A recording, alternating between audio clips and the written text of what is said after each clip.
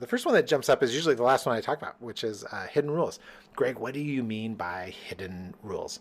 And the best way to describe this is by telling you a story. So I grew up playing sports, but I never really spent much time on the golf course. I would go nick around with a friend, Sam. We would go out to one of the golf courses in Denver, Wilshire Golf Course and Kennedy Golf Course, because he knew people at both of those courses, and we could usually get on. They're public courses, and we could hack around. I'd take my dad's clubs, and we'd hack around. You know, I'd take a baseball swing. He was a true golfer. And we'd mess around, but I got to the point where I was at least passable on a golf course. I could not embarrass myself.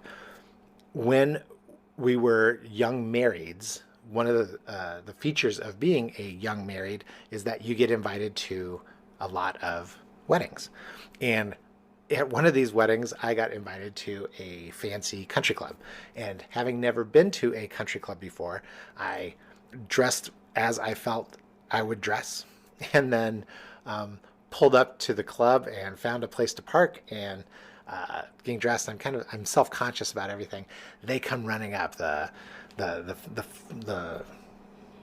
don't even know what they see. Even today, I'm not even sure what you call those guys. But it's like they aren't really valets. I wasn't going to valet park because I didn't have any money. But they came running out because they were supposed to take my clubs from the car, right? I didn't know that when you first pulled up, it wasn't that you were valet parking, but you were dropping off your clubs and announcing which foursome that you were going to be in, because that's what they were going to do is put your clubs in there, and then you went, and then you could go park yourself, or you could leave. I'm sure you could leave the keys for whoever, for Ted to go park your car. That was the very start of a tremendously uncomfortable afternoon. I wore khaki shorts and running shoes because that's usually what I golfed in. And to this day, that's what I prefer to golf in. Everybody else had long pants on. I had a cotton piqué polo shirt. It was a little faded, in that rustic kind of LL Bean, too much sun on a navy blue shirt kind of way. It was one of my favorite shirts, but everybody else had on brightly colored, smooth-faced fabric. I didn't even know what it was, blended. It wasn't even cotton probably, but blended, brightly colored shirts and long pants and golf shoes. I didn't have golf gloves. They had golf gloves. They had hats. From just every inch of it made me uncomfortable.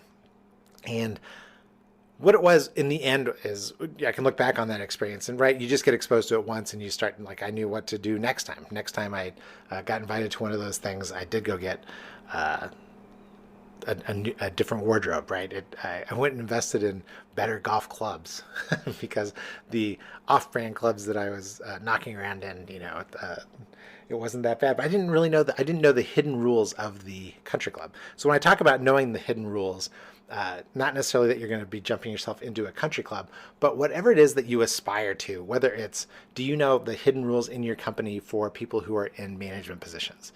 The first time I got invited into management, I didn't understand. I knew managers made more money than the rest of us, but I didn't understand any of the ancillary benefits of moving up in the world.